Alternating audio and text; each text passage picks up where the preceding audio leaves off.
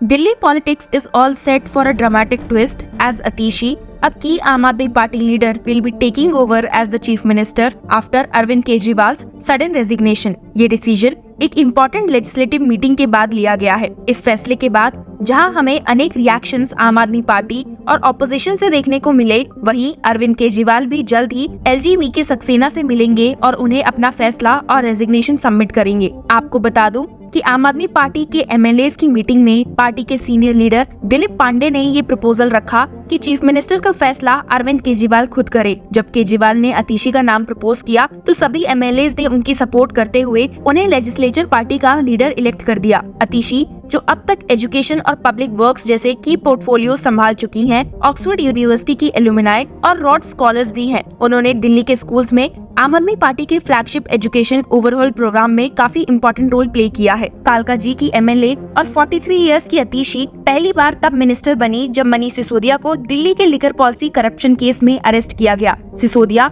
और केजरीवाल की non availability में अतिशी ने पार्टी को लीडरशिप दी और इवेंट्स में आम आदमी पार्टी का स्टांस आर्टिकुलेट किया। पिछले इंडिपेंडेंस डे पे भी जब केजरीवाल ने उन्हें ट्राई कलर होस्ट करने के लिए चूज किया था, तब सबको ये मैसेज क्लियर हो गया था कि अतिशी को पार्टी लीडरशिप का पूरा भरोसा है। लेकिन LGV सक्सेना ने ये प्लान फॉल्ट कर दिया। फिर भी अतिशी का स्टैचर पार्टी में बढ़ता गया। जब उनकी चीफ मिनिस्टर के नॉमिनेशन अनाउंस हुई तो अतिशी ने मीडिया से बात करते हुए कहा, Arvind Kejriwal has trusted me and given me this responsibility. I appeal to all people of Delhi to make your son, your brother Arvind Kejriwal the chief minister again because he is honest. तो जहाँ एक और अतिशी के लिए ये खुशी की बात है, वहीं आपको बता दे कि दिल्ली लिकर पॉलिसी स्कैम में केजरीवाल को सुप्रीम कोर्ट से रिलीफ मिलने के बाद भी आम आदमी पार्टी की मुश्किलें खत्म नहीं हुई हैं। जी हाँ, जहां एक और दिल्ली लिकर स्कैम में आम आदमी पार्टी लीडर को सुप्रीम कोर्ट से रिलीफ तो मिल गया है, लेकिन इस स्कैम ने आम आदमी पार्टी की स्पीड को धीमा कर दिया है। अब जब आम आदमी पार्टी के सभी बड़े नेता जेल से बाहर आ गए हैं, तो सपोर्टर्स ये उम्मीद लगा रहे हैं कि अरविंद केजरीवाल की पार्टी फिर से वही रफ्तार पकड़ेगी।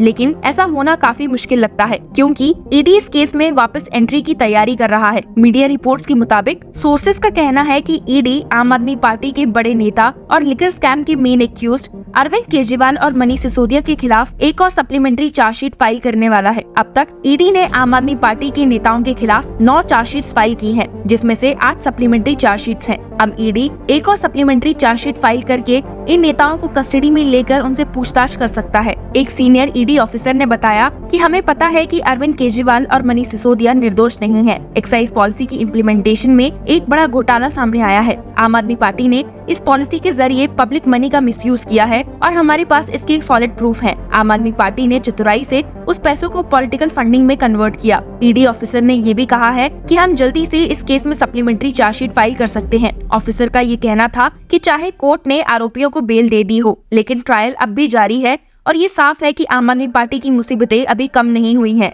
ये भी ध्यान देने लायक बात है कि आम आदमी पार्टी के सभी नेताओं को जो जेल से रिलीफ मिला है वो सिर्फ बेल पर है। कोई भी सुप्रीम कोर्ट से एक्विटेड नहीं हुआ है। ऐसे में क्या उन्हें दोबारा जेल जाना पड़ सकता है? अब ये तो आने वाला वक्त ही बताएगा। लेकिन अभी क्योंकि आम आदमी पार्टी की मुसीबतें थोड़ी कम हो, इसके लिए पार्टी का अतिशी को चीफ मिनिस्टर बनाने का मूव कहां तक सही रहेगा, ये भी हमें आगे चलकर पता चल ही जाएगा। आपको पता ही है कि अतिशी का एलिवेशन केजरीवाल के 2 दिन पहले एक शॉकिंग रेजिग्नेशन के बाद आया है। संडे को एक पार्टी वर्कर्स की गैदरिंग में केजरीवाल ने कहा था, 2 days later I will resign as chief minister. I will not sit on that chair till the people announce their verdict. Elections in Delhi are months away. I got justice from the legal court. Now I will get justice from the people's court. I will sit on the chief minister's chair only after the order of the people. अब assembly elections फरवरी में होने वाले हैं, लेकिन केजरीवाल ने demand किया है कि ये इलेक्शंस नवंबर में महाराष्ट्र के साथ कराए जाएं। उन्होंने और मनीष सिसोदिया ने ये क्लियर कर दिया है कि वो लोग तब तक चीफ मिनिस्टर या डिप्यूटी चीफ मिनिस्टर की पोस्ट नहीं संभालेंगे जब तक लोगों का मैंडेट नहीं मिलता। केजरीवाल ने असेंबली इलेक्शंस को दिल्ली में अर्ली कराने की रिक्वेस्ट की है, जो कि महाराष्ट्र के साथ होने चाहिए। आर्टिकल 324 के तहत इलेक्शन का control election commission of India के हाथ में होता है। अगर दिल्ली असेंबली डिसॉल्व हो जाए तो इलेक्शन कमीशन ऑफ इंडिया को 6 महीने के अंदर इलेक्शंस करवाने पड़ेंगे। सभी जानते हैं कि इलेक्शन कमीशन हर टर्म के खत्म होने से पहले काफी प्लानिंग करता है। Election process weather conditions, security forces की अवेलेबिलिटी और फेस्टिवल्स को देखते हुए शेड्यूल होते हैं। अभी तक दिल्ली के इलेक्शंस के लिए कोई मेजर प्री ऑक्यूपेशंस नहीं दिख रहे हैं। इलेक्शन कमीशन ऑफ इंडिया इस वक्त जम्मू एंड कश्मीर, हरियाणा और महाराष्ट्र के इलेक्शंस पे फोकस कर रहा है। महाराष्ट्र और झारखंड के इलेक्शंस नवंबर 2024 और जनवरी 2025 में होने वाले हैं, जबकि दिल्ली असेंबली का टर्म फरवरी 2025 तक ही सीमित है। लेकिन केजरीवाल चाहते हैं कि इलेक्शंस नवंबर में महाराष्ट्र के साथ ही करा दिए जाएं। अब देखना ये होगा कि क्या केजरीवाल की डिमांड को एलजी और सेंटर से सपोर्ट मिलता है या नहीं, और कैसे दिल्ली पॉलिटिक्स का ये नया चैप्टर अनफोल्ड होता है। केजरीवाल ने क्लियर कर दिया है कि उनकी फाइट अब पीपल्स कोर्ट में है और अतीशी का नया रोल इस फाइट में एक फ्रेश चैप्टर की शुरुआत करेगा। अतीशी को भी पार्टी और पब्लिक दोनों का ही फुल सपोर्ट मिलता हुआ दिखाई दे रहा है, लेकिन वहीं कुछ लीडर्स का कहना कुछ और ही है। आज दिल्ली के लिए एक बहुत दुखद दिन है। आज दिल्ली की मुख्यमंत्री एक ऐसी महिला आतिशी मारलेना जी बनने जा रही हैं, जिनके अपने परिवार ने आतंकवादी अफजल गुरु को फांसी की सजा से बचाने के लिए एक लंबी लड़ाई लड़ी। उनके अपने माता पिता ने कई बार राष्ट्रपति जी को मर्सी पिटिशंस, दया याचिकाएं भेजी कि अफजल गुरु को फांसी ना हो, कि अफजल गुरु निर्दोष है, कि अफजल गुरु सिर्फ एक राजनीतिक साजिश का शिकार बन गए। ये कितनी गलत बात है। आज आतिशी मारलेना जी मुख्यमंत्री बनेंगी, लेकिन हम सब जानते हैं कि वो सिर्फ और सिर्फ एक डमी सीएम, एक कठपुतली मुख्यमंत्री बनेंगी। लेकिन फिर भी ये मुद्दा बहुत बड़ा है, क्योंकि वो मुख्यमंत्री बनेंगी और ये मुद्दा सीधे सीधे दिल्ली और देश की सुरक्षा से जुड़ा हुआ है। भगवान बचाए दिल्ली वासियों को ऐसे मुख्यमंत्रियों से। राज्यसभा एमपी स्वाति मालीवाल की व्यूज सुनने के बाद आम आदमी पार्टी लीडर दिलीप पांडे ने उन्हें काफी फटकार लगाई है और साथ ही बीजेपी को भी टारगेट किया है।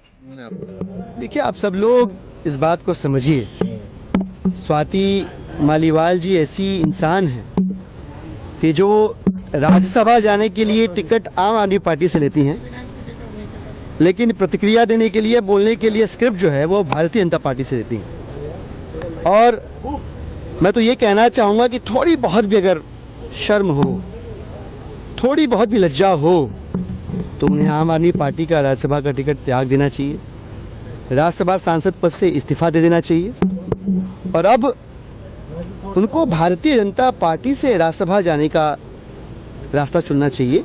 राज्यसभा में रहने का शौक है तो भारतीय जनता पार्टी से राज्यसभा का टिकट लेना चाहिए। धन्यवाद। मुझे भी कह रही है कि डमी है। इसी बीच बीजेपी लीडर्स को भी इस अनाउंसमेंट में शामिल होते हुए देखा गया है। उनके नेशनल स्पोक्सपर्सन प्रदीप भंडारी ने देखिए क्या कहा है। देखिए, इससे ये चीज समझ में आती है कि आम आदमी पार्टी एक ऐसे व्यक्ति का समर्थन करती है जिनके परिवार ने अफजल गुरु की फांसी को रुकवाने का काम किया था। दिल्ली की जनता कभी भी नक्सल समर्थकों को नहीं स्वीकार सकती।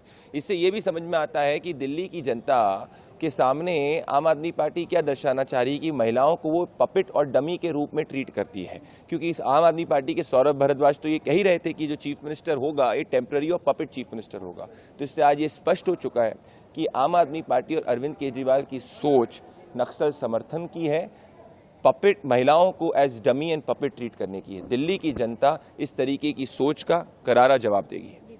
ऐसे में आने वाले वक्त में दिल्ली का भविष्य क्या होगा, इसका इंतजार सभी को है। So stay tuned with us to know more about this case.